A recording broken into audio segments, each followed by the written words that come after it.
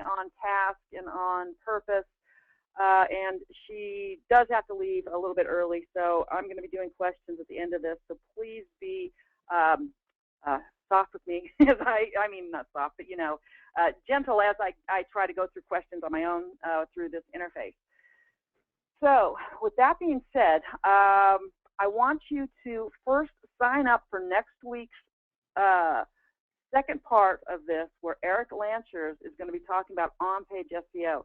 He's been doing tests for a year because, Panda refreshes about once a month, generally.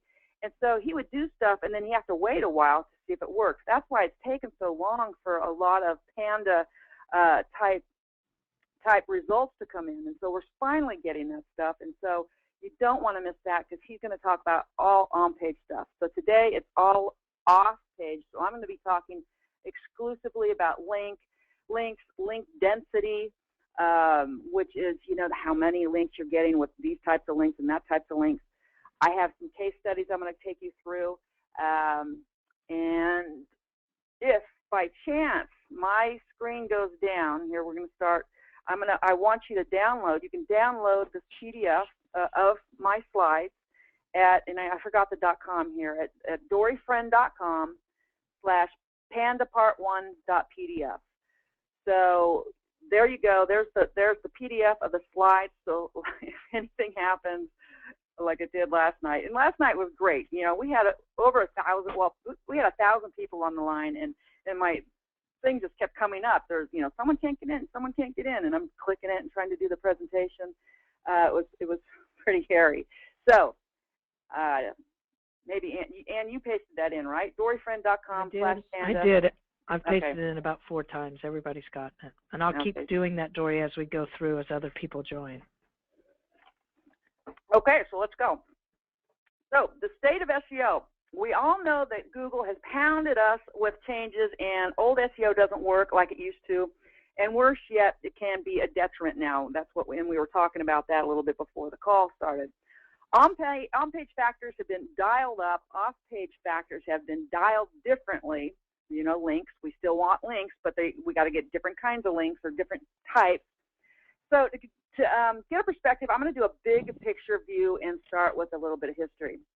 So last November, there were numerous reports from bloggers letting us all know that they heard Matt Cutts speak at PubCom, and he said, some of the web engineers have been loaned out on other projects, but since the completion of most of those projects, he's going to get them back, and there were a couple big projects that they were going to work on. So on January 28th, Matt Cutts further told us on his blog in reference to the above quote that the change was approved, and the net effect is that searchers are more likely to see the sites that wrote original content rather than a site that scrapes or copies the original site's content. And that's going to be really important for next week for you guys to remember that part. So on about February 7th, rankings started to rumble, and it sent SEO professionals, including me, into a frenzy trying to figure out what the heck was causing the decrease in rankings in our SEO sites. I mean, the shakedown became so obvious that it may not just be sites with low-quality content being targeted, that it also might be low-quality linking that was next on the list. And then on February 12th, the J.C. Penney debacle was released to the world in New York Times. Google reacted to that, and we all got caught in the backwash. So, wow. Now, did something just click in your head about that? Because it should have. That J.C. Penney thing happened last year, 2011.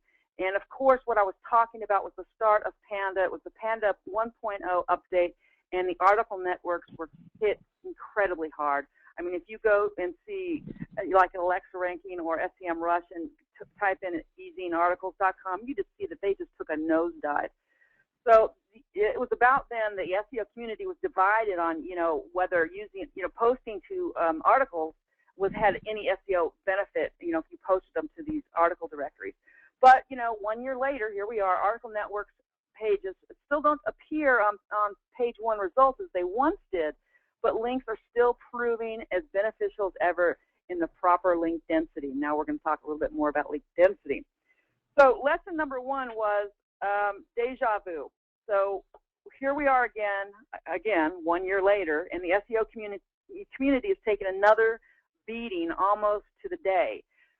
This time it's the blog network taking the brunt of the hit as everyone turned themselves in when Google sent out those dreaded unnatural linking emails into webmasters' boxes. So we need to remember that this is, the nature of SEO, and it's SEO is a moving target on a good day, and not to panic, not to blame or react, until the dust settles. We get test results and things. So that's what lesson number 1 is, deja vu. This is the nature of SEO. So I'm going to go through the rundown of the last couple months as I saw it. So here we are, lions, tigers, and bears. Oh my. Unnatural linking emails from Google. Google sent out 750,000 of those notices into webmasters' boxes, and they scared the crapola out of even the most savvy SEOers. I mean, that was really scary. We're like, what's going on? So webmasters start turning themselves in, and the blog networks start to unravel. At first, we, presumed they were moles that were entering the blog networks, but it was later consistently believed that it was the SEO hosting IPs that were the point of entry after the webmasters, would declare the sites and the services they use and things like that. So Google does what's presumed to be a manual review and massive de-indexing of sites used in these services, through their IPs. So, and then Google demands that the webmasters get rid of those unnatural links that are pointing to the site, and the frenzy begins as webmasters panic and start link removal campaigns. So then we have a couple more refreshes, another update that was ads over above the fold. It wasn't too big. There wasn't any big, thing. But then once Panda 3.3 hit, that was like, wow. And this is where a lot of sites started to really drop. This refresh is probably the most dramatic since 1.0, in my opinion, and is when we really start to see sites drop like bricks. I mean, everyone is scrambling to try to figure out what the value is. And I even stopped development on an SEO course I was working on until I could figure out what the heck was going on. And I haven't, I'm just going to, it was like, wow, I can't finish this. What's going on here? And that's when we see a lot of linking stuff happening too. And here's just some graphs of some sites where you can see they just went boom, down. This is my site. Somebody had linked to me using SEO tips as the keyword, and I ranked for SEO tips on page 1 for years. But you can see, in January, well, in February, I just nosedived for that. I haven't even tried fixing it because I don't link to my own site using my own networks. I mean, my Dory Friend or SEO Nitro, those sites, because people reverse engineer them. So somebody else had done this, that linking, and I was grateful at the time. But you can just see what that exact match did for me, because I have my density is 72%. Incoming links have the anchor text of SEO tips. So nothing else has changed on that site. So that's just another thing.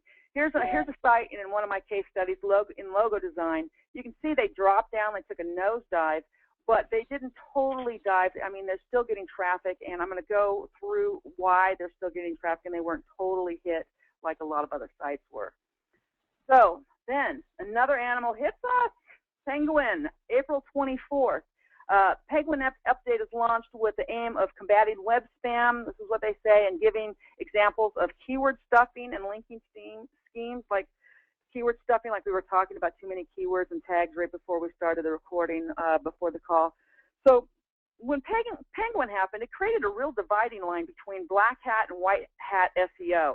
And it becomes very apparent that other than making your site easy to crawl and putting good content on your site is black hat. Matt Cut says we want people to do white hat search engine optimization, or even no search engine optimization at all. So Matt Carter on his blog says, even no optimization at all? Yeah, right. And pigs may fly one day too. I thought that was funny, so I had to put that in there. Yeah, I mean, who's going to not, I don't know. Yeah, build your site, hope they come. That's what they want us to do. So now the aftermath, the endless amount of outrage, reviews, analysis, water cooler gossip about Google's new approach to SEO. I mean, like, how could they? I mean, a lot of people, you know, when their sites go down, they lose money. I mean, I'm sure there's a ton of you on here that have lost huge amounts of income when this happened, and you know, that's putting food on your family's table. So it hurts, you know. And I've been hearing a lot of these stories, and it's just, I don't know, you know, sometimes I think Google can be a little bit more gentle about these things. In any case, and I'm going to go on a side tangent too, it's been us SEOs SEOers that have promoted Google. We were the grassroots people that got all the local businesses online, you know, saying, go get online, get traffic here, and teaching people how to do it. And then they come whip back like this. It just makes me sad, actually. And God, I hope Bing gets it together. And, you know, Bing is actually courting SEO people. They want us to come because they know that we're the grassroots people that are going to bring everybody else. Anyway, I'm going to get off that tangent. A couple of great analytical reviews were revealed, and the excessive exact match keywords, in addition to excessive on-page optimization, are two major culprits of the dial down. I call it the dial down, or when Google changes the dial, when everything flips. And if you were, you know, if they dialed excess match down, that's why if you had too many, your sites went down as well. So Matt Cutts then makes an incredible revealing admission, and this really blew me away. He stressed that most of those 700,000 messages to publishers that Google sent out earlier this year, remember, lions, tigers, and bears, oh my, all those unnatural linking things, he says they were not about bad link networks. I'm like, oh, really?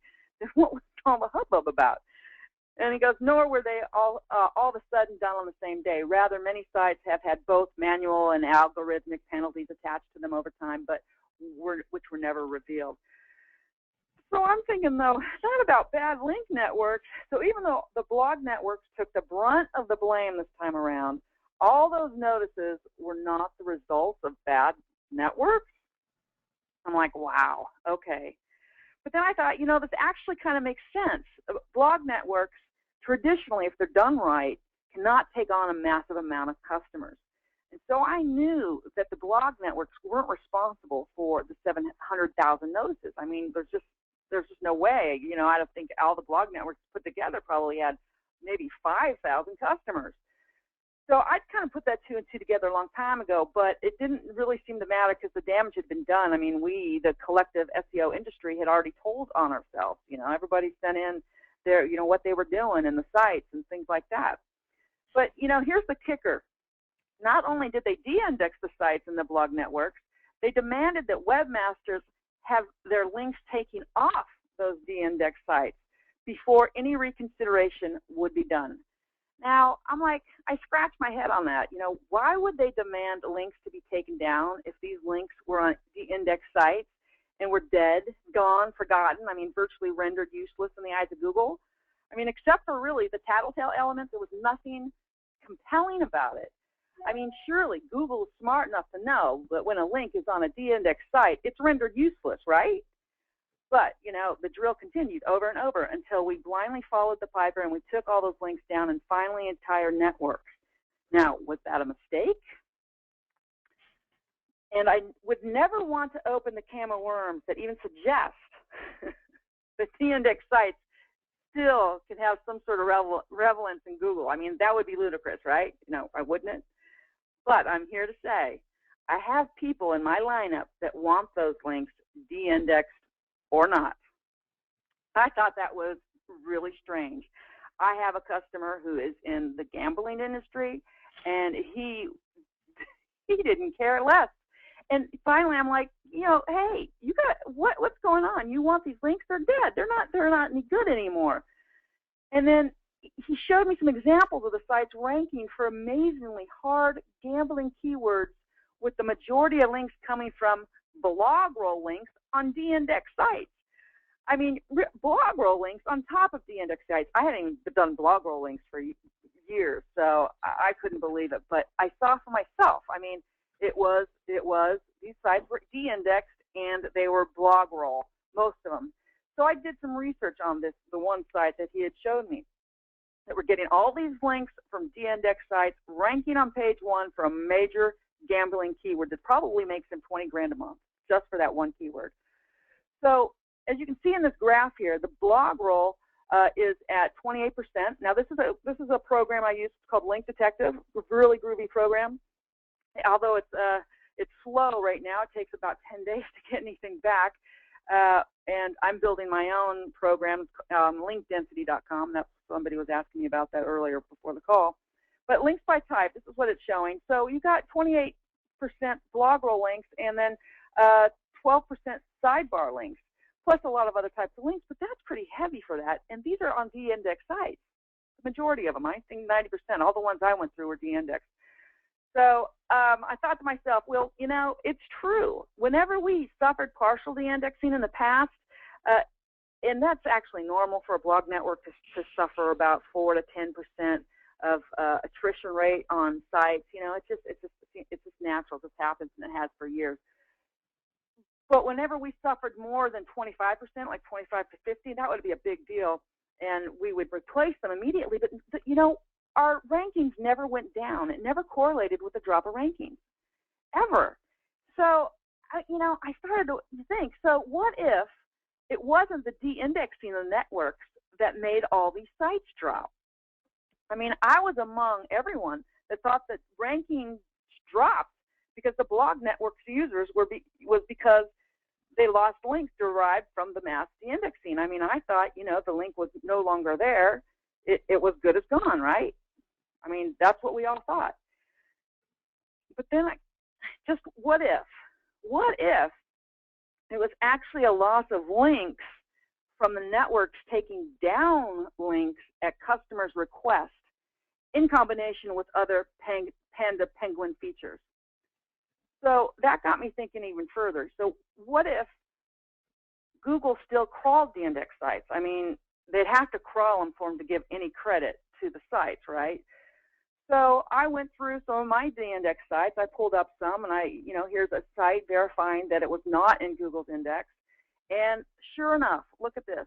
Usage statistics, the screenshot, Googlebot still crawls every day, all day long, these de-index sites. So your guess is as good as mine. But wow, I mean, that was pretty significant in my mind. And so I started weighing all these things.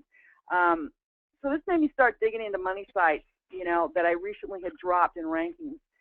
And I found that in the sites that I looked at, every single one of them had a higher dead link percentage. Now, this is really, really important to get this.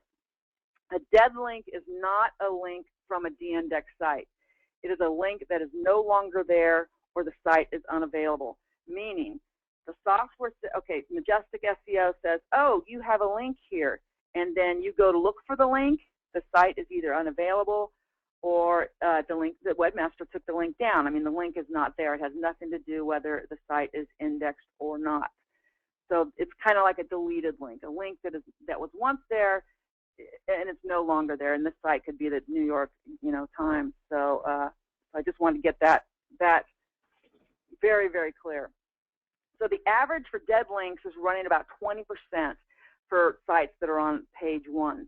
Anything I found over 40% or higher was not on the first page for the respective keywords. And the ones that were over 70% were not in the first 100 for their respective keywords.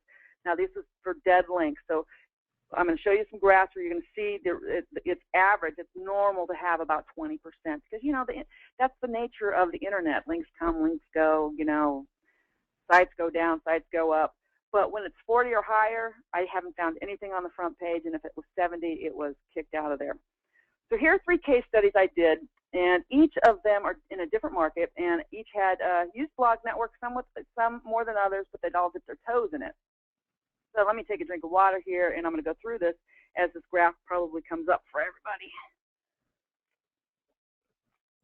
Okay, so dead links.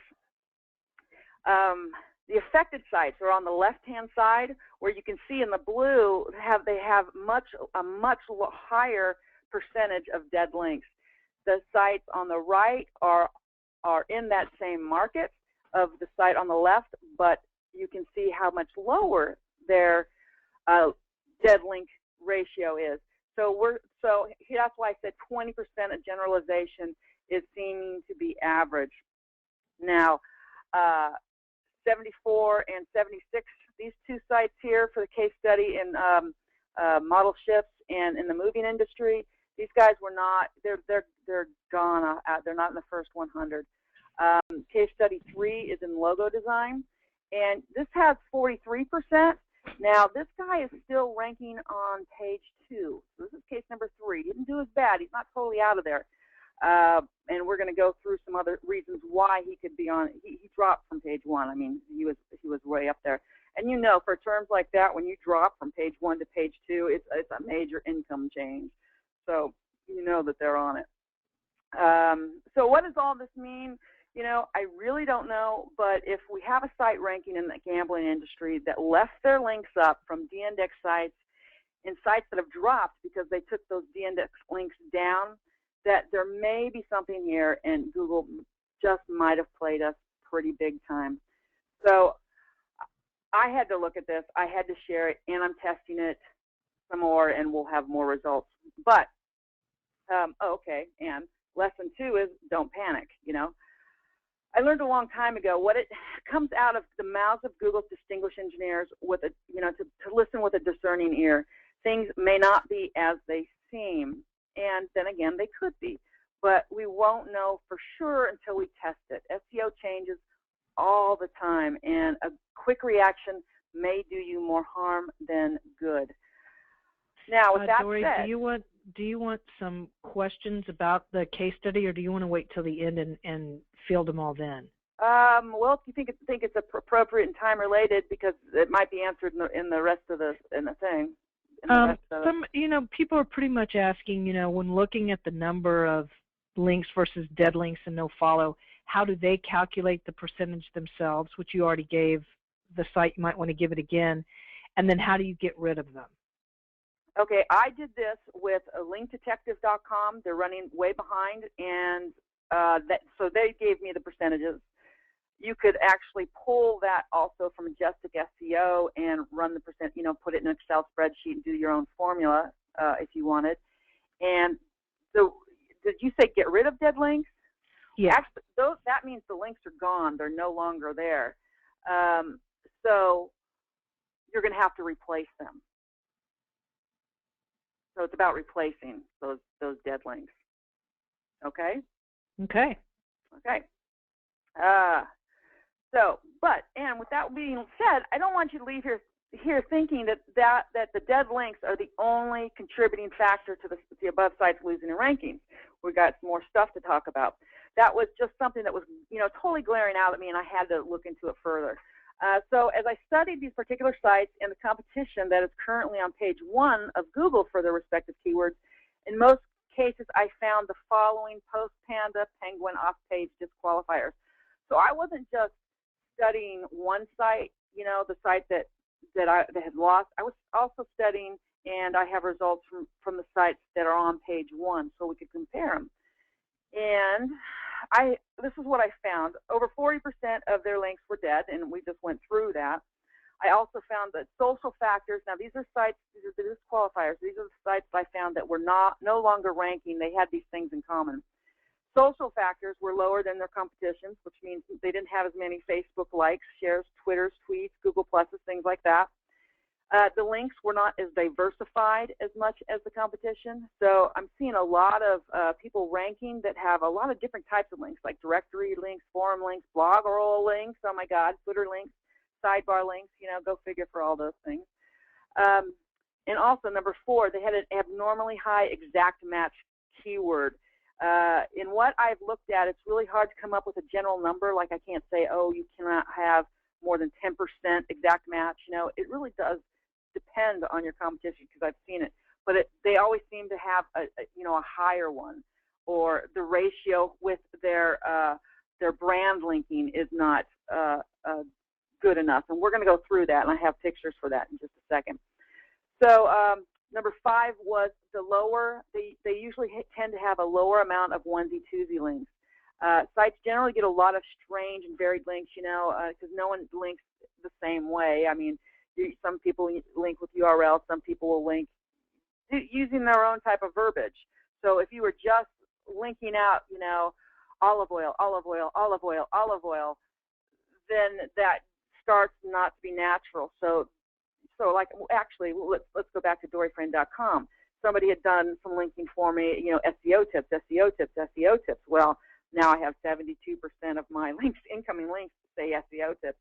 And not everybody would say that. They might say, hey, Dory Friend has great SEO tips, or get SEO tips at doryfriend.com. You know, just different things like that. So I call those onesie-twosies. And I have a way of, at the end, I'm going to tell you a sneaky way to kind of get those from your competition. So that I do. Okay, social factors. So we're going to go into each one of these a little bit more, and I'm going to show you the difference in those case studies. So let's face it, social factors are here. I don't know how much they play. I haven't tested that like in an isolated incident, but you know, if I take it as a general rule, I'm seeing lower percentages of social signals. So the example here for case study number 1, the keyword was model ships, and this is our site here. And look at this. Our site had the most Moz trust here, and the domains linking to it had, was great, but very, very low on social. And let's go through here. Case study 2 was on the moving company stuff. I was doing 2 sites here, so it was a little harder. But they too, they have very high page authority, low on social, very low on social. And they had a lot of other great stuff going for it. Case study number 3, the logo design. Now these guys, remember, these guys only dropped to the bottom of page 2 from the top of page 1, and they did a nice job on social, and their score is really good on some other stuff. So it's like, okay, it wasn't their social stuff that did it, because they did a nice job. But I think you're going to see when we get into the anchor text exact match density, that's really kind of what hit them. So first I'm going to talk about link type density. And that's when we saw the slide of the gambling pie chart, where I showed you the blog roll links and the sidebar links. The link detective comes back with the link type density, and it kind of gives you an idea of what these sites are, what kind of links are coming into them. So let's say, let's stick with case number 3, that was the logo design.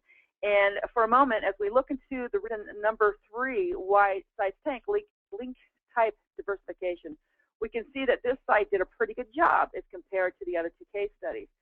So here's another chart that shows actually all 3 of them.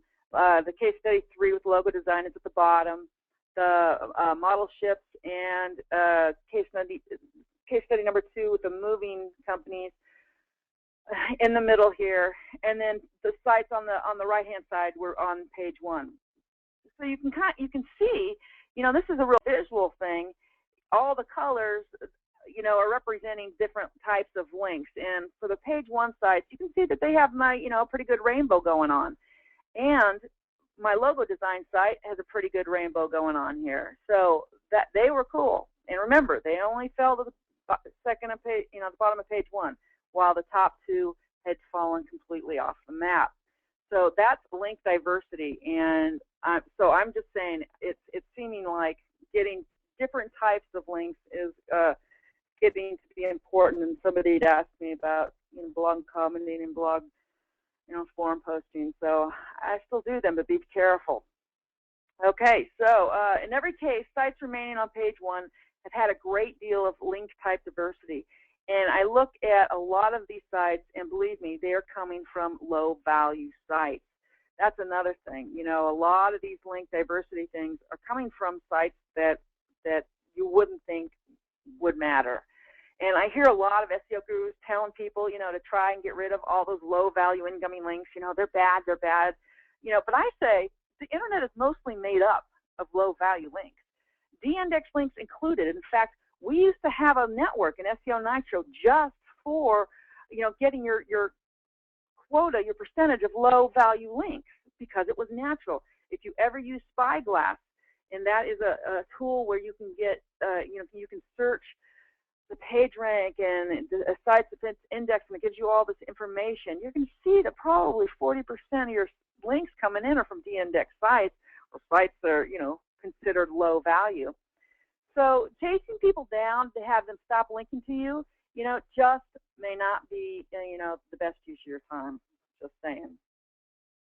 So lesson 3 was low value sites make up the majority of the internet. Not everybody has a PR5. Barely anybody has a PR3.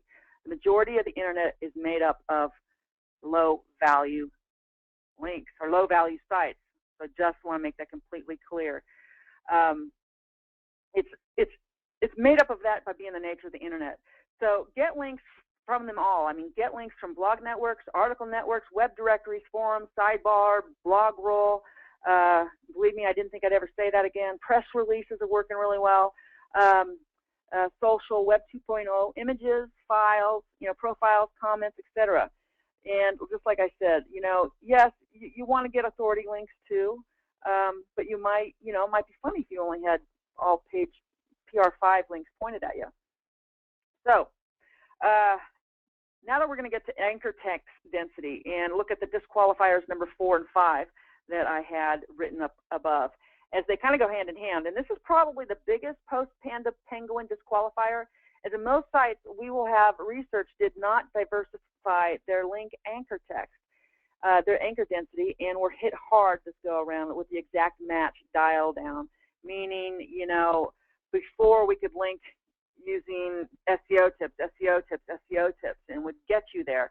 Well, Google dialed that down, so now I have too many incoming links that say SEO tips, and so I'm going to have to, if I want to rank for SEO tips again, use a lot of different, I got to do a lot of linking with a lot of different other keywords. So match anchor text ratio for the term logo design in comparison to the page 1 sites. So my affected sites, and when I say brand links here, I'm talking about URLs, your brand, which would be, like this site, which is on page 1, Logo Yes. Their brand link would be logoyes.com or Logo Yes, www.logoyes, things like that. You can see that the pages on page, the sites on page 1, I chose 3 of them, have a real high brand link ratio.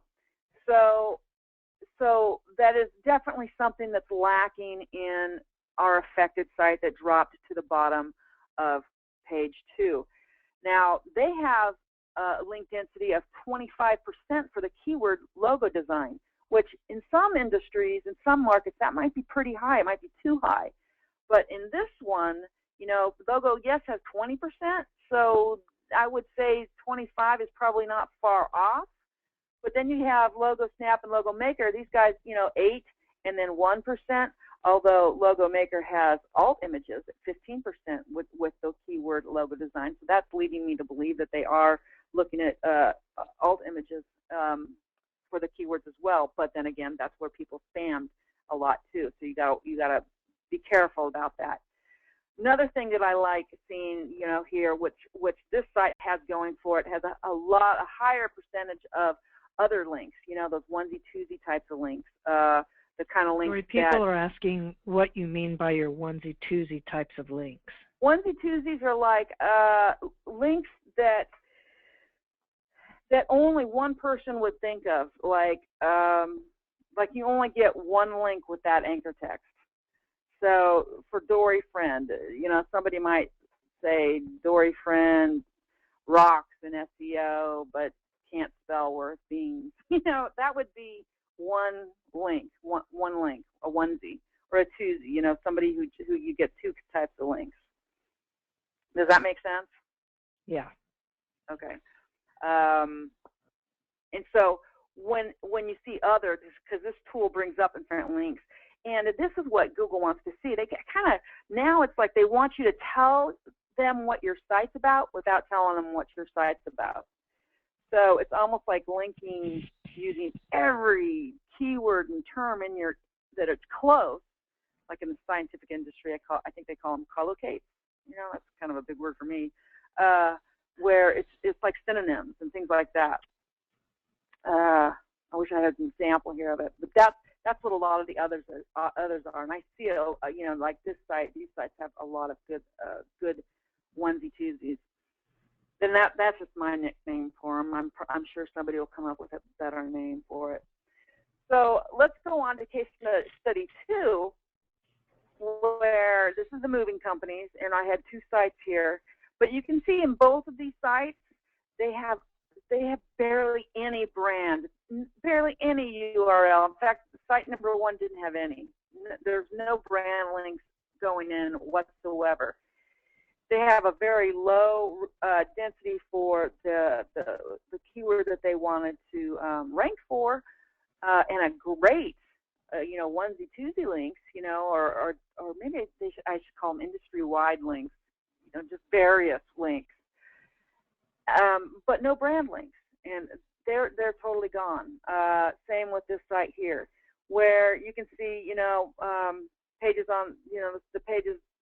The sites that were on page 1 have a higher, I would expect.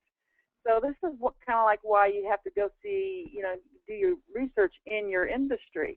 Although mover reviews 24%, I would expect that. 2 men in a truck 16%. So definitely higher than what these guys have.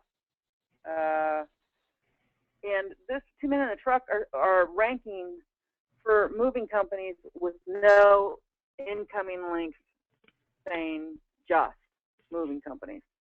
That's what I'm getting at. I'm seeing that a lot of people are it's like a ranking in that they barely have any links saying, logo to, that's a bad example, but well, moving companies, they don't have any incoming links saying that. So anyway, lesson 4 was, market keyword sensitivity. Every market, every keyword, every site is different in this. And it's real important to do, your research so you know what you need to rank in your market. Hey, Dory, let me stop you really quick. There's a whole bunch of people that are understanding the term brand links, and there's a whole bunch that aren't. I need to pop off. But if you could just really quick just explain brand links, URL, company, exactly what that is. Okay. Talk to you later. Thanks, Ann. See ya. DoryFriend.com, that's my brand, that's my URL. Well, it's my name. SEO Nitro brand, SEO Link Monster brand, and that's also the URL. So if it was Dory Friend, it could be the URL http, ://www.doryfriend.com. That would be a brand link. www.doryfriend.com, brand link. Doryfriend.com would be a brand link, or just even Dory Friend. I mean, about branding it. You're using your brand. Your URL is your brand, pretty much. So other people have called it them naked links as well. Gosh, you can't tell me if it did or not. So let's get back to this. This shows me each market, but I hope it provided a value as we can see the case studies as a whole, which leads us back to case study 1 for model SIPs. And again, the affected site had virtually no brand links coming in. So again, my case study here, when I found out, had no brand links coming in. It had no links coming in with its URL in the link as the anchor text, as the link text. As handcrafted model ships, which ranking number 1, had 28% of that. So, that means that people were linking to it using the term handcrafted model ships in all its variations. The affected site for this industry, it had a 15% link anchor density for that keyword. I wouldn't say it was out of range, because model ships was having 16%, but then again, it was ranking for model ships because that was the keyword. And I am seeing that people that have exact match domains, I would consider this an exact match domain, model-ships.com. It wants to rank for model ships. Gets away with having a large amount of exact match keywords, because that is their brand as well. So, exact match domains are working. It seems to be that they're working pretty well right now. So you can see too, a lot of things. Let's see here, brand. They all have much higher branding here. 28%, 23 and 33 for this one, 43 where our affected site had none. Now, this is all good and you got to have your on-page stuff going as well now. So be on the thing next week. The on-page is going to be really, really important. So it all works. Your URL link, your naked links. It's natural for branded links, which is your URLs, in your anchor text, which is your link text, to come into your site. Just look at how many times other people do it all over the place, where you see the whole URL and that is the link. So just know that has seemed to come to be critically important these days. In this presentation, what are some of the solutions that can be taken for each disqualifier? And this isn't to say that this takes the place of great marketing and great content. Of course, that's first and foremost. Your on-page stuff, creating great content for link bait, all that stuff. But I know you already know that. So if you're suffering from any of those disqualifiers, here's what you can do. The dead link solution. So just I want to say again, this is not de-indexed sites. These are links that are no longer there. So, for that, you're going to want to replace your links as fast as possible. Now, this is a touchy subject. Anytime you're linking, anytime you replace links, you're going to violate Google's guidelines. I mean, any type of linking to manipulate the search engines is now considered black hat. I used to think it was gray hat. I used to think that cloaking was black hat, but it is now considered black hat, and they don't want you to do it. So, any linking. Link, take this advice as your tolerance level will handle, I guess. But for me, I'm joining blog networks. I'm creating directory listings, getting blogs and forum comments and profile links, and yes, even blog roll links. So I'm going out and doing that, and I'm doing it in mass for the sites that need mass. And then if something is a little smaller, then I'm just doing it a little bit. And also perhaps stop asking, for your links to be taken down. Stop chasing people to take down your links. Just saying. So for social factors, if you have sites, you want to get tweets, likes, shares, and pluses. This is not a great, what should I say? It's not in my area of expertise, really, is getting these. And I'm sure there's a lot of tools out there. I like Social Adder. And, ask your friends and family to like you. Put great content on it and ask people to share and tweet. And I'm sure there's other people that have great solutions on getting your social factors. Link density solutions. Links from multiple sources and areas. So this is your link type of stuff. This is almost the same answer for dead links. Join blog networks. Yes, they still work. They still work very well. It's just a matter of how you're linking. Use Directory Maximizer for automated site directory submissions. That's the one I use. You can post articles in article directories, put out press releases, pre-Panda, Penguin, I would have said, or head over to Fiverr, and get yourself some diversification. But, I don't know if they're watching Fiverr or not. Google is.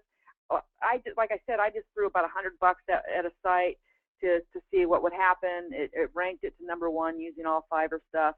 But I don't know how long that will last. I don't know. I'm just saying. I just have a gut feeling. I don't know. You can just use it or not. But that used to be, and still is, a great place to get a lot of variable types of links. So the exact match density solutions. If you have too much of the same keyword, you will need to do your competitive research. So to find out what is too high in your market and keyword. Now, that groovy little tool that I've been talking about, linkdetective.com, is what I use. But if you go to linkdensity.com right now, which is the one I'm creating, you can put in your URL, and it will show you your anchor text density. And right there, you're going to be able to see if you're too high or not. And then go to Google, pick out the sites that are in your market, and put them in, too, and see what their anchor text density is. And you're going to get a good idea right there about if you're too high or not. For me, if you put doryfriend.com in, you'll see 72% for SEO tips. I don't even have to put in the competition. I know that's way too high. Anyway, doing everything I mentioned above, and so to bring that down, get links and brand. I mean, use your URL links, stuff like that. You want to get that ratio up. Very important in a lot of onesie-twosie things. So I'm not going to go in, what did I say here? I am not going to even put, for me, I'm not putting an exact match keyword out there unless it's in the same anchor text as my brand. So here I have an example, like for SEO.com would be my brand, but then in the same anchor text I put SEO training. I'm doing a workshop at the end of September. So that probably goes to my workshop. But see, I have my brand and my keyword in the same one. So I'm not doing exact match keywords right now. I am doing brand and keywords and a lot of different other variations that I will go into more depth in my workshop. But it's beyond the scope of this webinar. Onesie and twosie links solutions. Links where anchor text do not repeat in your link density profile. And this is where I've told you I was going to tell you a little secret about how I get other people's words. So search on Google for your keyword. And here's one. So, how you can find these two in your industry. Search on Google for your keyword and scroll to the bottom and find what Google considers to be family match keywords. Maybe that's what I should call it, family match keywords or something. But I don't want you to get tons of them. That's why I call them onesie and twosies. I didn't want you to find a keyword that's a family match and then go out and link 100 times to that.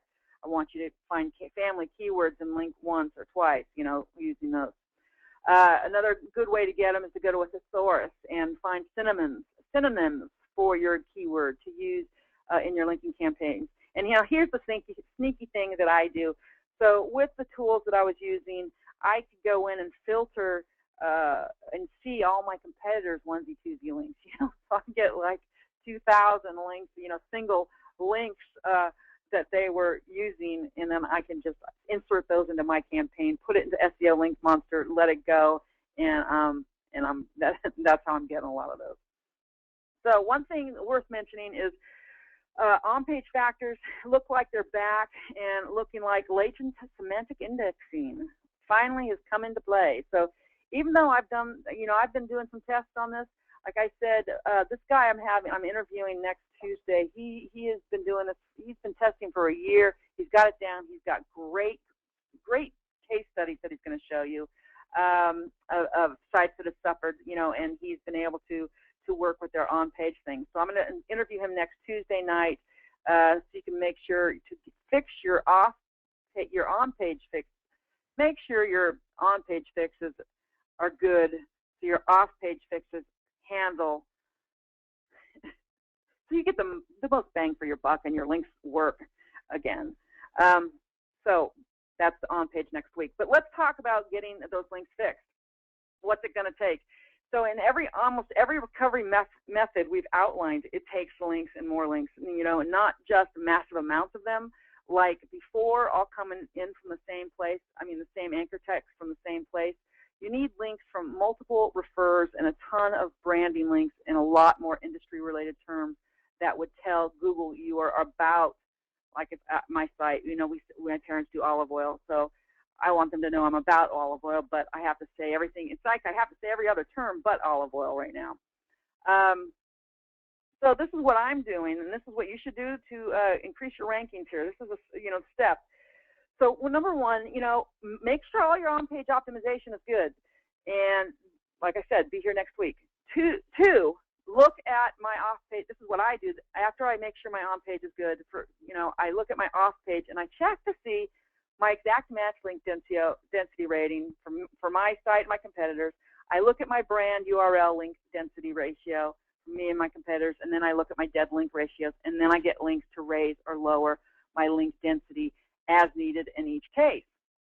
And most importantly, I'm building links from networks, blog networks. I'm continuing to use all my own networks, and I'm also joining every network that I see out there. I'm just adjusting my style of linking. I'm adjusting the way I link and how I just referenced and brought those case studies. So again, it's not about how many keyword, all that other stuff. So you got to keep on linking it just differently. So and I'm going to continue it until it doesn't work anymore, and that's obviously not the case. Post-Panda, Penguin, I just showed you all the complete opposite, that link building is just as important as ever. In fact, probably more important if you have all those dead links going on and your exact match ratio is too high. It's just that we need to change how we link to a site, and this is why I'm doing the first 3 things that I told you, and I'm, about doing my research and stuff that I mentioned above. So without link building, I wouldn't be able to get my rankings back or keep up the good rankings that I have. It's simple as that. Linking is here to, well, I can't say, I'm not a fortune teller. It's here right now still, and it's been like that for years. It's just changed a bit. So I'm staying active in all my link networks and continuing to build to my sites until I can prove again, otherwise, from real actual results from my testings, that they don't work anymore. But they are, and they're stronger than ever. So with that being said, Brad, Matt, and I, we just decided to reopen SEO Link Monster for just the people on this webinar. We're not making a big to-do about it. We don't want, a ton of people in. We don't want Google to, like the last time we did, it was just too big, and so we wanted to keep it a little bit smaller. So SEO Link Monster is an article syndication network. So you're going to pick your article and your subcategory. Your article gets placed on as many 14 sites a day. They all have different seed blocks. It's a great way to get those dead links out of the way. It's a great way to get those ratios down or up, or whatever you do. Each article can have a maximum of 3 links. So like I said, it's perfect for lowering your exact match link density rating. It's perfect for raising your brand URL link density ratio and replacing links and lowering your dead link ratio. That's kind of like a tongue twister, but it's awesome for all that.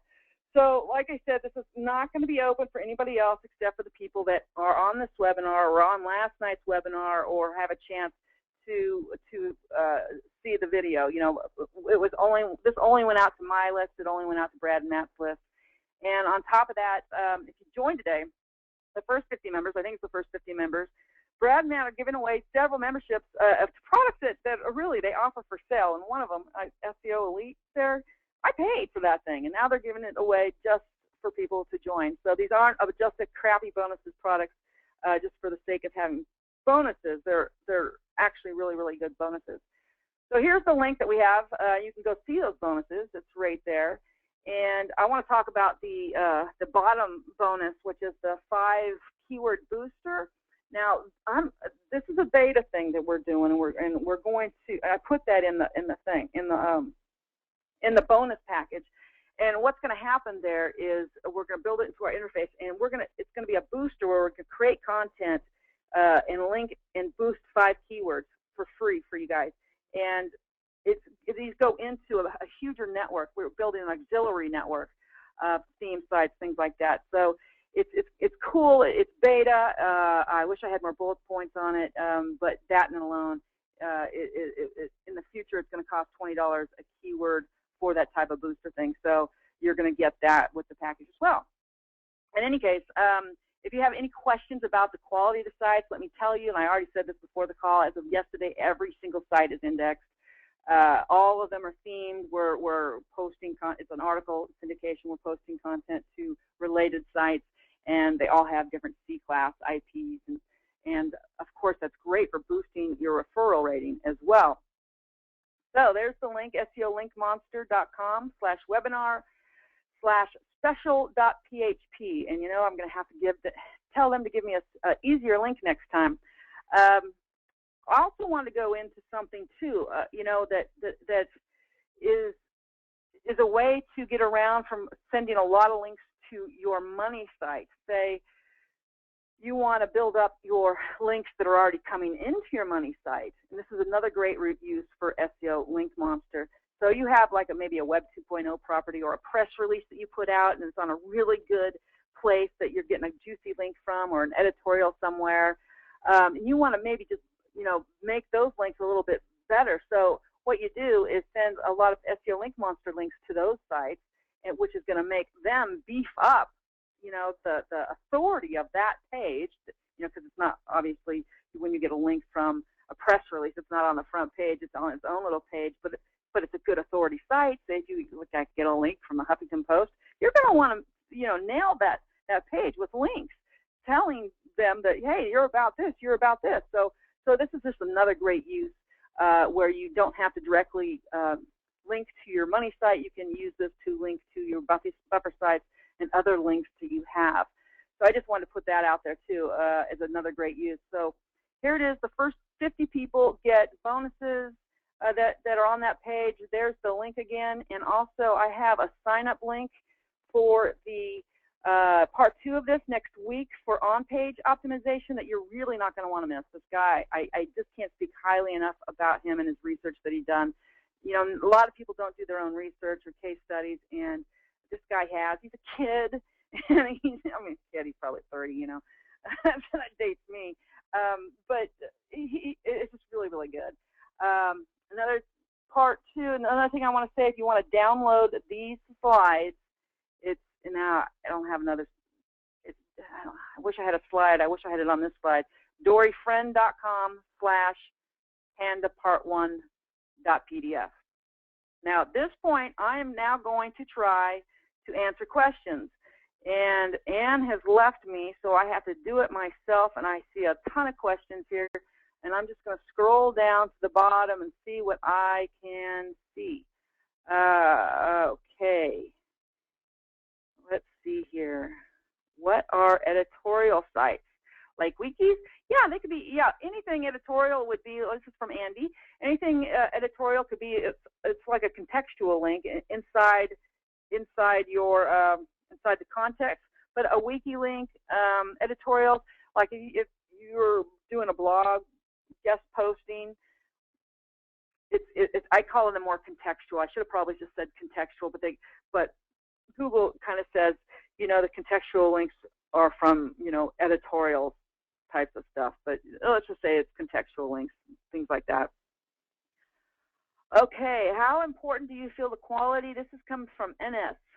How important do you feel the quality of content on the blog network is? I've seen a lot of crappy, spammy content on certain networks, and I've heard mixed thoughts on the importance of this. Now, you know, a year ago, I would have said it didn't matter whatsoever. And since then, I am saying, yes, it does matter. Not all my customers, I don't even talk to all of them, but most of them that I have talked to say that they get better results when their content surrounding that link is relevant, 1, and unique, 2. So relevance is more important than unique. I just want to put that out. I don't feel like it has to be unique for content surrounding a link that you put on a link network, because like if you put a press release out, that's going to go out everywhere. You know, there's always a lot of that.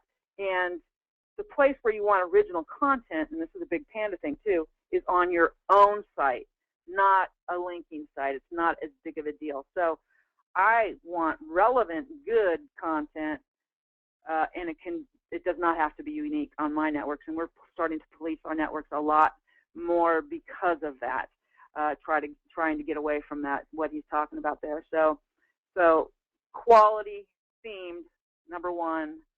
I don't care if it's unique or not. Okay, let's see here. Link for SEO Monster.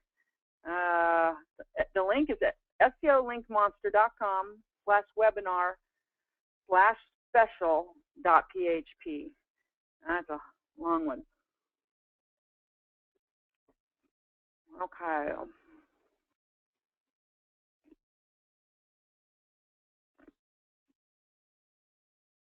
Let's see here. Link doesn't work. The link doesn't work?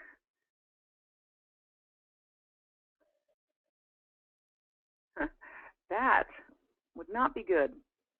I wonder, this is, doesn't work. Okay, I'm going to end this show, and I'm going to go to that link on my, oh, you know what, I can show you link density too, which is pretty cool. Let's go see if this link works here. Let's see here.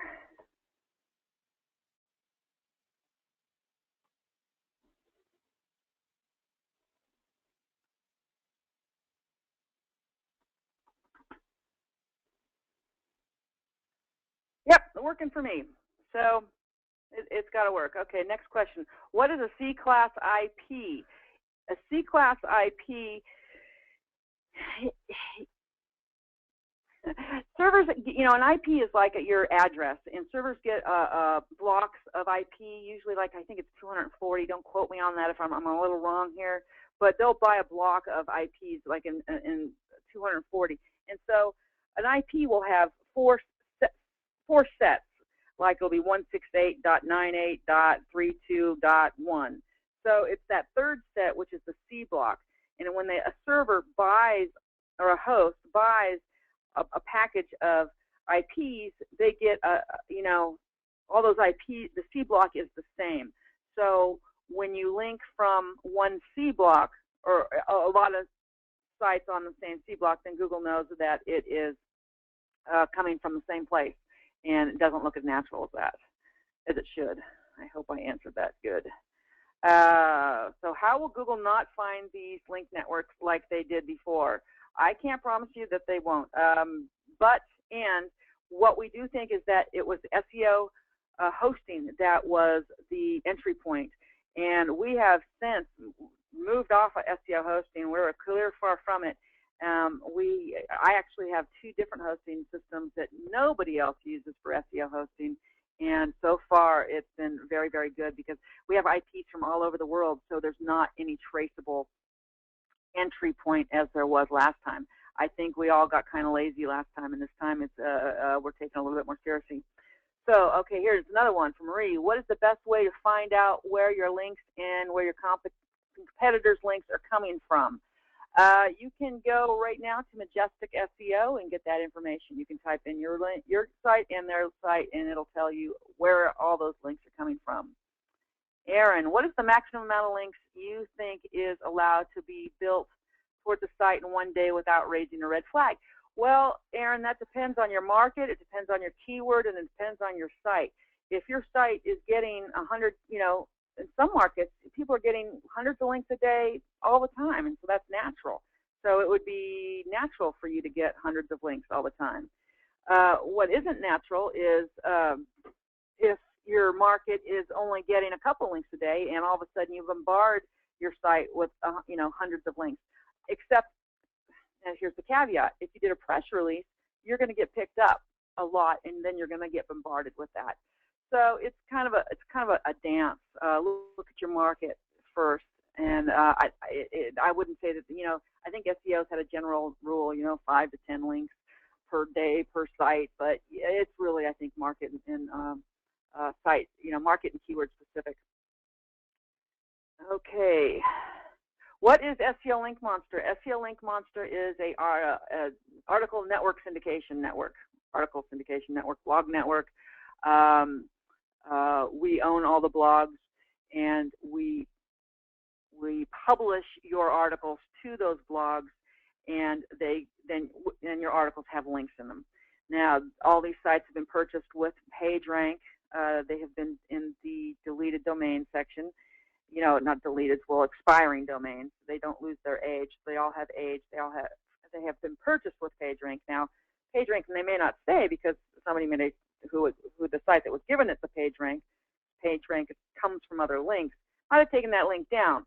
But still, they have a lot of links. They already have somewhat of authority. They're not brand new sites. So that's what SEO Link Monster is, and it sends your article out to 14 different blogs on different C-class IPs, which I just explained. Okay. How much? It is $147 a month. And all the bonuses for loyal members. Yeah, Claudio, I think we could probably work something out there. For contextual here, Andrea, for contextual blog links and articles, do you think it's important to vary where in an article the link appears? Is putting it at the end bad? How much effort would you put into incorporating the keywords correctly in the sentences, moving companies singular noun, moving companies plural, blah, blah, or correctly? they used to say, this is what I've heard, I have not tested this, so I can't give any exact testimonial on it, about links appearing closer to the front of the article was better. I know that people would just put them at the footer and they still seem to do well. So I've not tested it. I can just say that I've heard that the beginning of it is better. And if you had all your links coming in from the same place and all your articles, that's going to throw a flag. So, you know, when I'm doing my stuff, I don't worry about it. I just put them in where it seems natural to put them in. And yes, I do want good grammar now. I believe that Google can pick up syntax, and I think it's important to have everything, you know, it has to flow. I believe it should flow. Now, in SEO Link Monster, we have a spinning tool. I personally don't spin my content anymore. I would rather have quality themed content. Number one, I don't care if it's unique or not. I just want it to be quality and themed around my links. I hope that answers the question. What about sites? This is from Elaine. What about sites that got hit in the latest update, which never developed artificial links and only have natural links, including links coming from our authority sites? And if that was in the latest update, you know, you probably, if you're saying all your links are good, then you're going to want to look at your on-page Panda stuff. Now, and with that, I would also take your site, put it into link density right now, see what your exact match ratio is, and see what your exact match ratio is for your competitors. So that might give you an idea. So they could be all good authority links on great sites, but if they're all saying the same thing, it might have put you into a little higher zone for that. But also sounds like maybe on-page stuff too. Somebody said olive oil? Yes, olive oil. Okay, can I redirect links to cloak them, or you place affiliate links on your sites? Can I redirect links to cloak them? I don't know if this has to do with Panda or not. Can I redirect links to cloak them? You can. Oh, you know, okay, maybe I'm getting this. Redirect links, like if you have a site, like use the buffer site, and you do a 301 redirect to it, like if you link to one, you know, an older site, and then you do a 301 redirect to your new site, that's a way of cloaking your links and finding them. I mean, getting link juice but not getting a penalty. It seems to be working now. I don't know if I understand your question. Will, hey Will, using the same article, and how many sites do you syndicate that same article if you are not going to spin that article? Well, you know, if you do a PR web release, you're probably going to get picked up 1,200 to 2,500 times. So that article is going to be placed out there in that many iterations. So with that, I would use that as my barometer, actually. And that is a basic, you know, you get picked up. When you do something with PR Web, you get picked up that many times, and that's how many times it hits out there. How many article, this is from Andy, blog networks do you have? How many article directories, blog networks do you have in SEO Link Monster? SEO Link Monster is one blog network. Article directories are a different kind of different kind of animal, like easing articles, things like that. But this, you know, an article / blog network, and it's just one. But we have about, I think maybe you're asking about how many sites we have up, about 5,000 right now. So it'll take you, and we keep adding to that. So the theory was that it's, you know, it's going to take you 2 years to get through all the sites. Okay.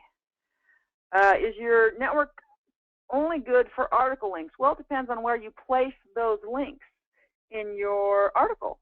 I mean, it is an article syndication network, so it is articles. So we're not doing footer links. We're not doing, you know, blog roll links. So this is article links, contextual links, which I believe, always have believed, they are the best links to get. And we used to be able to rank with only those type of links, contextual links in articles. Now what I'm seeing is, yes, do get your article links, but you're also going to have to get other types of links as well. And yeah, you could go to Fiverr and get things done like that. How long does it take PR, I'm assuming this is PageRank, to move up? You know, oh gosh, they're updating about every 3 months, I think, still now, where they just had a PageRank update. Usually if I put a site in an SEO Link Monster, it's, you know, the next update is probably, it becomes a PR2 or PR3. So it could depend. It could be next week. It could be in 3 months. It's hard to tell. Oh, someone just said they purchased SEO Link Monster Lifetime. Yay!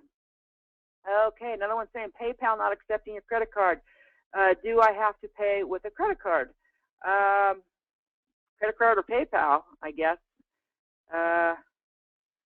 Articles go out to 14 different sites. Kurt, yes, they do go out to 14 different sites every day. So you're not going to hit the same site twice.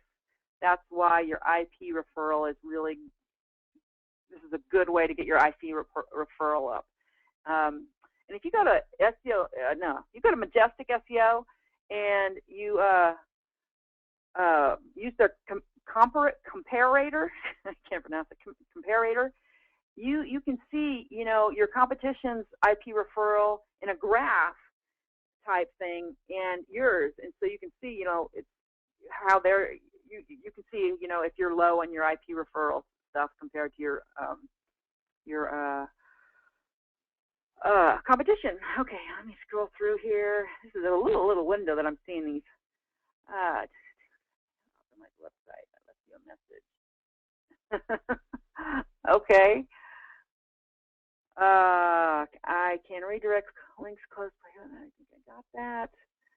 Let's go down here. What about exact match domains? This just came in. I just scrolled down to the bottom because this little window on this webinar thing. Like I said in the webinar, I'm seeing that exact match domains are doing really well right now, and they're getting a lot more leeway, it seems, to get exact match keywords. So, like in that example that I showed, model-ships.com, it had a huge amount of link density going to its brand, which was model ships, of course, and that was the keyword that it wanted to rank for. So I'm seeing them do very, very well right now. So if this is played 6 months from now and they're not doing well, then I don't know. But yeah, good to go. Do I place affiliate links on my site? No, good God, no. Then if I did that, then my IDs would be able to be seen. You know, no, we don't do AdSense. We don't do affiliate links. Oh, you can place affiliate links. I'm not putting any ads on our network sites because that's a red flag. Either or. I hope I answered that question. What the ideal amount of links per article should be? 1 to 3. I wouldn't do all the same amount. In fact, sometimes you can do, you know, it's also been said, and I've not tested this, but this is what I've heard, that, and read actually, I think on the Google blog, is that Google does count references for your URL. So don't even waste maybe don't even waste a link on your URL. In some cases, if you just place an article with your URL in it, not a link, that's natural too. And I have read that Google is giving you credit for that in a roundabout way. So just another little tip out there. Happen again. I used SEO Link Monster before. This is from KC, and all those sites lost. They didn't lose ranking. You know, we had the whole industry. There was de-indexing that was going on. We don't try to rank our sites. So when that happened, people wanted to have their links come down. They quit. And what this whole presentation was about, you know, when a site gets de-indexed, does it really lose its linking power, or was it because we took down our sites? It seems to me, and we're testing this, that we may have got fooled here. So the insurance that I just spoke about, we believe that the point of entry was SEO hosting, and you know, everybody was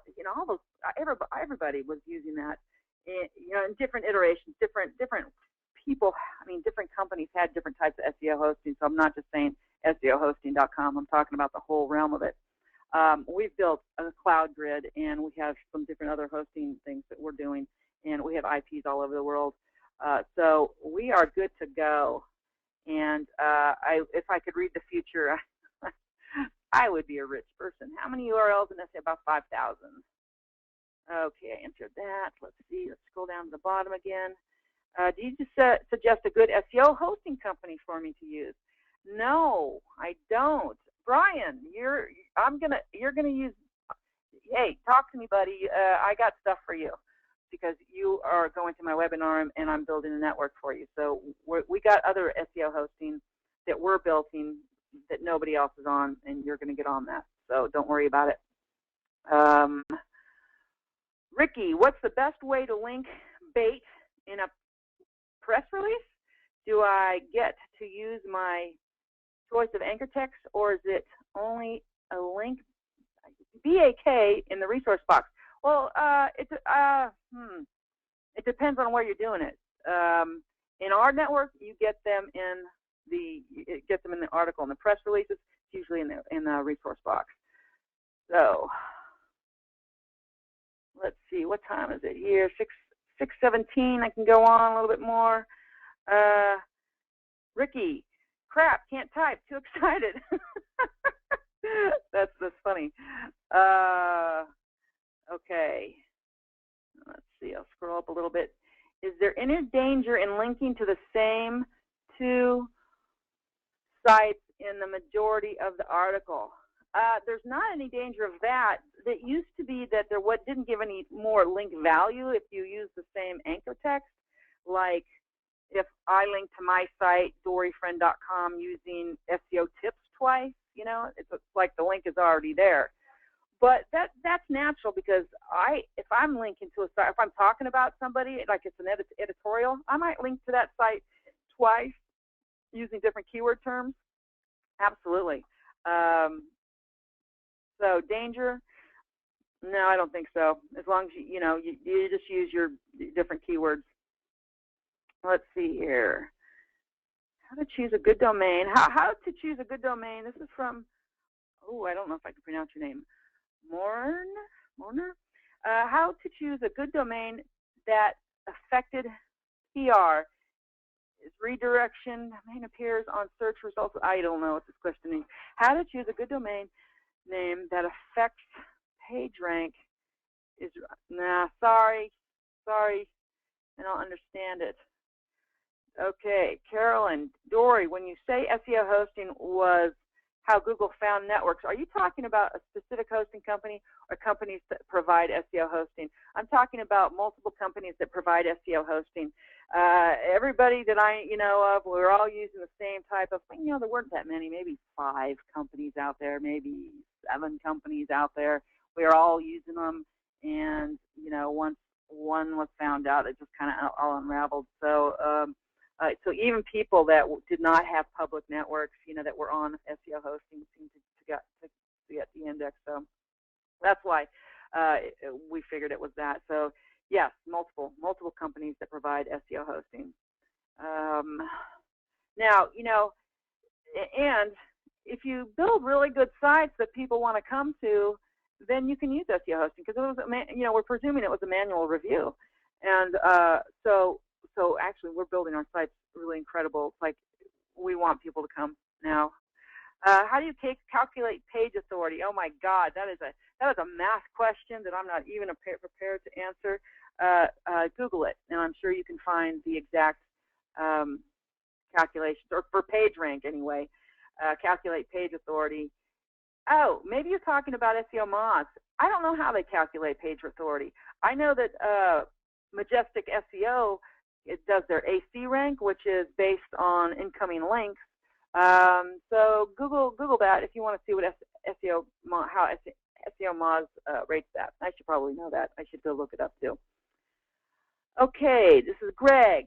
Based on 14 articles posts a day and having unique content, that would suggest 422 unique articles a month if they are not spun. Did I misunderstand anything you were saying?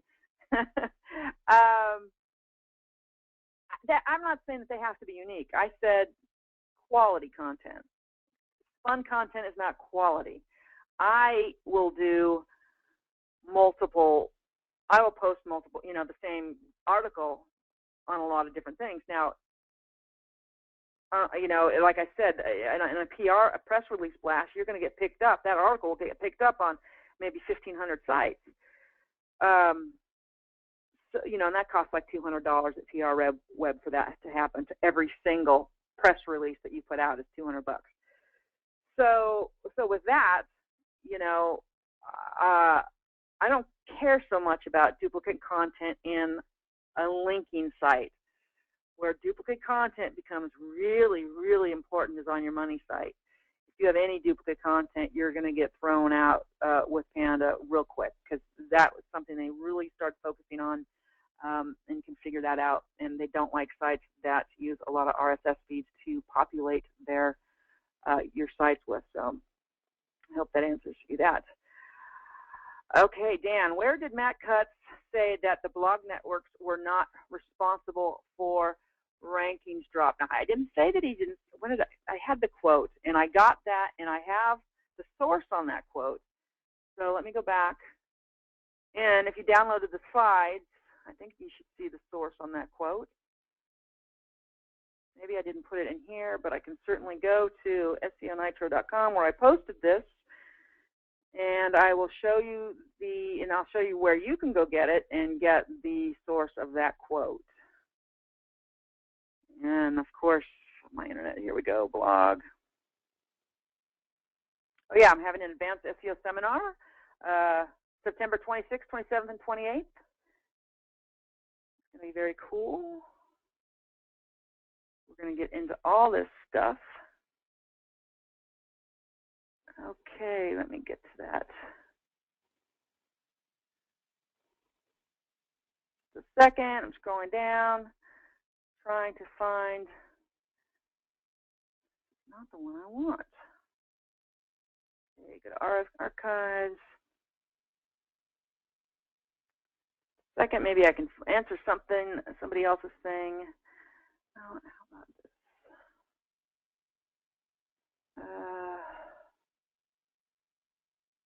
See here. When did I post that puppy? Nope. Let's see now. Oh, I'm going to answer another question while I get that resource. Actually, and you can go to my SEOnitro.com. Here we go. We're going to find it here. Let's scroll down.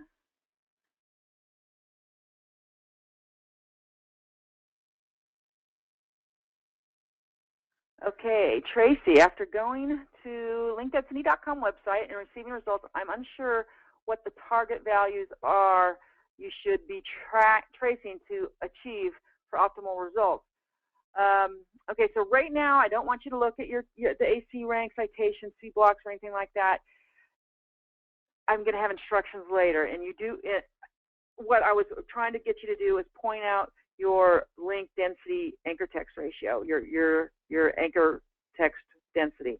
So if you put in your site, you're going to see what anchor text percentages you have. Now, if you put in your competitor site, you're going to see those as well. So that's going to give you a general, real quick view of whether you have too high of a percentage or too low a percentage or whatever.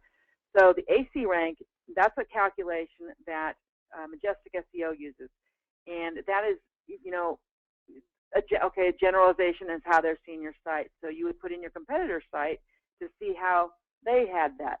Same with the citation. C blocks and the ratio is how many referral IPs you have compared to how many C blocks, what that ratio is. So the lower the number, the better. Like I said, this is under construction. We'll have instructions for all that kind of stuff a little bit later. So come on, it's not coming up.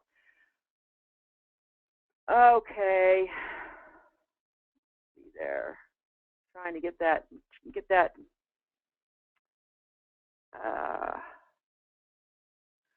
Thanks, Brian. Let me put that in here. He gave me the source for that, so I'm sending that out to all. That was the source of that quote. Thank you.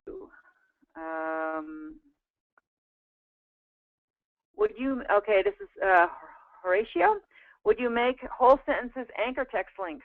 Yeah, I would, and I do, because I do that anyway, and that is natural. I wouldn't do just only those, but yes, I do that. And I also see a lot of people using their title tags too, but I wouldn't do that so much anymore, because I think people have overdone that, and Google's probably onto that. But yeah, whole sentences, absolutely.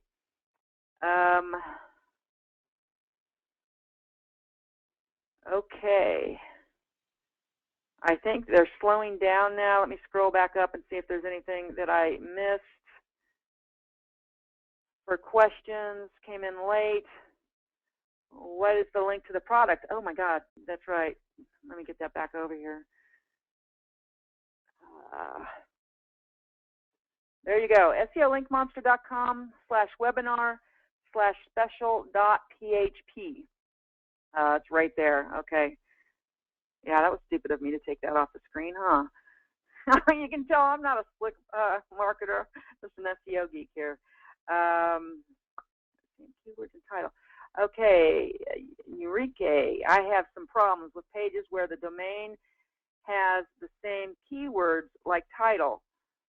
If I put one link with that keyword, Google send it back to hell? I don't know if I quite understand it. I have to look at it. Pages, but if your titles are matching your URL, and you're having your H1 is matching your title, that's matching your URL, and then you send a link that matches your title, that matches the URL, that matches your H1, yeah, that's probably like overdoing it. So,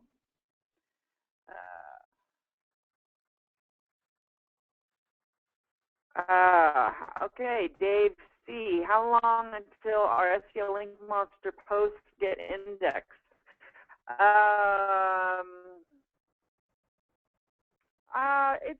It's been pretty good, because they're expired domains. It usually just takes a couple days. Sometimes less than that, sometimes more, depending on the site. But we've had a really good percentage of that. Really quick. What percentage of anchor text money keywords do you recommend for backlinking? Glenn, you need to look at your competition and what your site needs. So you just need to do a little bit of competitive research, so you know what the percentage is for that keyword in that market. So I don't want to say any generalizations, because I've seen it all over the map. That's why I'm doing it for every single thing. Kurt, what is SEO hosting versus, say, HostGator? Well, HostGator has an SEO hosting service, and actually I think they are SEOhosting.com. And then HostGator has their regular service, which is on other servers. So we used to, all the SEO people that would build networks, we used to buy all kinds of little accounts, those kind of accounts, the Baby Gator, which was like $6 or something, and put 5 sites on it, and then go to somewhere else and buy a little thing, and then put 5 sites on that. And it was an administrative nightmare.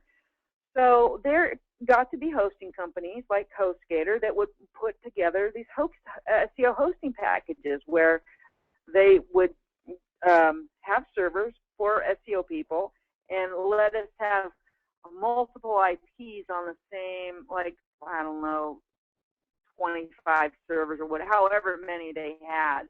But one thing with the problem with that too, though, when we did that, is that SEO HostGator's in Dallas, so all our links were coming from Dallas as well. So that's why, and it worked. It worked for a long time. That's why it's important now to get IPs from all over the world. I hope that answers your question. Okay, it's get 6:30. This thing is 90 minutes now. I think I'm going to close it. Let's see. Does it matter? That's one more from Dave C. Does it matter if posts from SEO Link Monster get indexed? If it is better if they, is it better if they do get indexed, or doesn't matter? Both, I think. you know, and you know, you want them to get indexed. You do want them to get indexed, and it's also natural to have links coming in that aren't indexed. So it's like no follows too. I get no follows. I like no follows. I still think they pass something. I kind of think, you know, even things, I don't know, we're going to see. We're actually testing some of that. I actually got a test going too to see if only no follow links can rank something.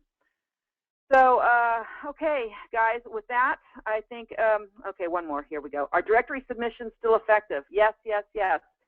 As you said in part of the link type diversification, I'm seeing a lot of links coming in from directory submissions. I use Directory Maximizer to get mine out because it's automated. But yeah, all kinds of different types. So no, I don't think just those are gonna rank you. I'm just saying to get your link diversity up. It's a good thing to use in tandem with everything else you're doing. You know, that's the rule. That's the thing that a lot of us did. You know, that had gotten affected. That we're doing one thing, and because that one thing worked, and now it's like we got to spread out. We got to be more diversified. We got to get those social signals. We got to have that on-page stuff happening. You know, get site article directories, submissions. You know, reviews, and yes, blog networks. Blog networks work still. It's just a matter of how you use them and what you're linking, how you're linking. And I hopefully made some good points from these case studies on how to do that better. Once again, go to either Link Detective or the tool I'm using, linkdensity.com. Look at your anchor text values. Look at your competition's anchor text values. Go to Open Site Explorer, where they have a compare feature where you can look at your site with, you know, compared to your competitor sites. All that kind of stuff is good. Another thing too is that you can go to SEMrush, put your site in, and it's going to, you know, tell you right when your traffic really went down, and you probably know when it really went down if that's, you know, it has happened to you. And then I go to SEO Moz, and they have historical data on Google's Panda refreshes, and to have certain qualities to them. So if you had fallen, you know, like in September of last year, they may have been focusing on one aspect of something that you got hit on. A little bit more information on what to look for in your site, be it linking or on page. Now, when I spoke about on page, I want to make sure everybody gets on that webinar next week on page.